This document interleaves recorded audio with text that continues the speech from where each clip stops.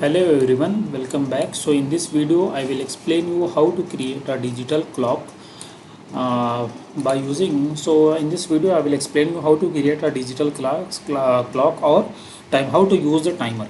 So basically this is the purpose of this video. So let's create the project. It's going to be a widgets application. Give the name. I am going to give the name is clock. Okay, click next, next, next, next. Add compiler, no need of git, finish.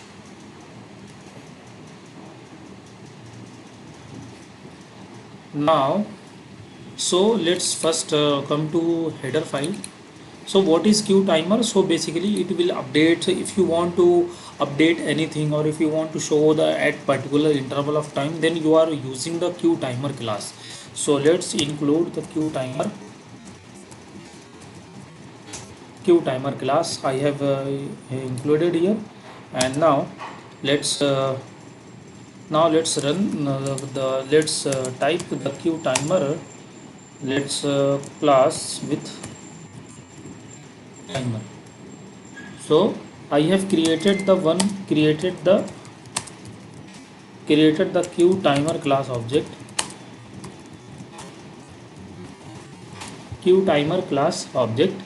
and let's use this object in our main window.cpp. And I am here now I'm creating the queue timer. So I'm using the timer my object new, which is a queue timer this. So timer is now created, timer now created. Now I'm using the connect method for signal and slot. So for that signal and slot I want to update something at particular time. So I want to create one slots, that's going to be a public slot. My slot is going to be void my function. So this is my slot. Let's add the definition here. Go to the refactor and add the definition in main window. So it is the added. So let's add one statement here, queue debug. Let's the statement is hello world. Okay, so this is the statement. Now I want to connect this slot with the signal of the timer. So let's connect. So my signal is, let's connect timer comma. So this is my first object. Let's give what is the timer signal. Timer signal is I am connecting the timeout is basically it is the inbuilt signal of the timer. It will timeout means it will give the update of every particular interval, and then use this current object, this slot, and it's going to be I'm calling the my function. I'm calling what is my slot. My slot is this.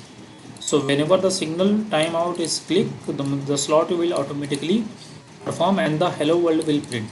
But I want to print after every 5 interval. So first let's start the timer. So I want to start timer. So I'm using the timer object, calling one function, that is start. But the timer will start, but let's give the some delay signal. So I'm going to give the 5-second delay signal. For that I have given the 5 seconds. So this is the delay signal.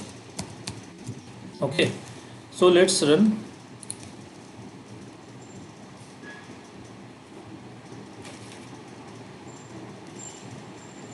So this is now my signal, my program is not running, but let's see the output. So here what the output is printing hello world in after 5 seconds. So after each 5 seconds my hello world is printing. So this is how you can check. So you can print anything after some kind of delay. Suppose if you want to, like, let's give the 1 second delay, so that is for 1000. So now it will print after the 1 second.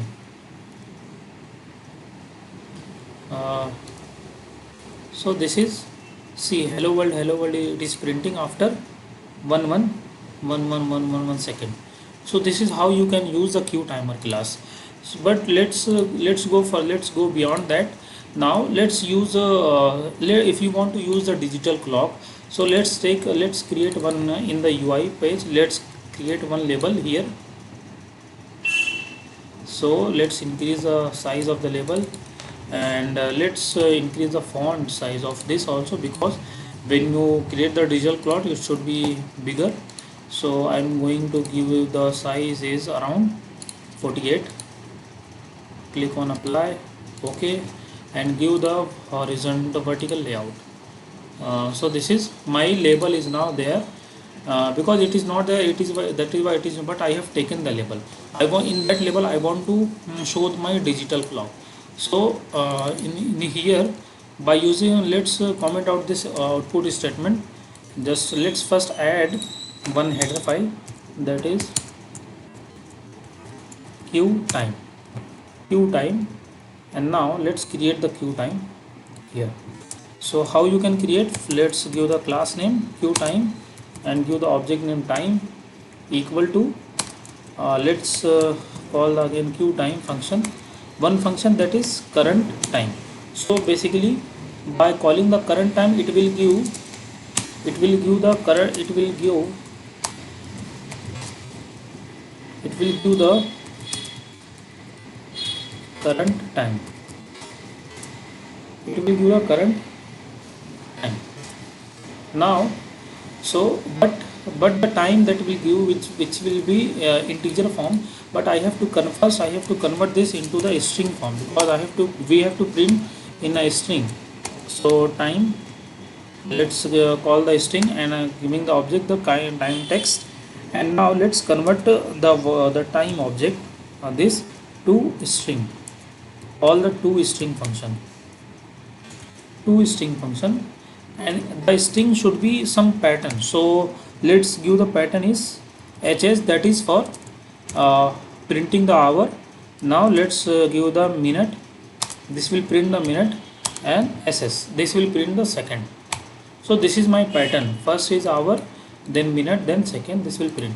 And now let's this time I want to show in my label, so call the UI, that is label, and let's call one function, that is set text. In that set text let's pass our time text. Okay, so my code is now completed. So let's run this.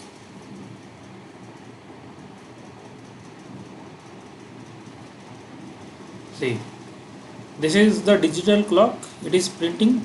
So the current time is around 9 o'clock. So this is how you can create the digital clock using the Q time. Okay, so this is a very important question. Maybe they will ask you in the interview, what is Q time or what is Q timer class. I hope you understand what is digital clock. Till time, if you have any doubt, just let me know in the comment section. I will try to solve your query in the next video. Just like and subscribe to my channel, where you will get all the updated video. Thank you so much. Bye.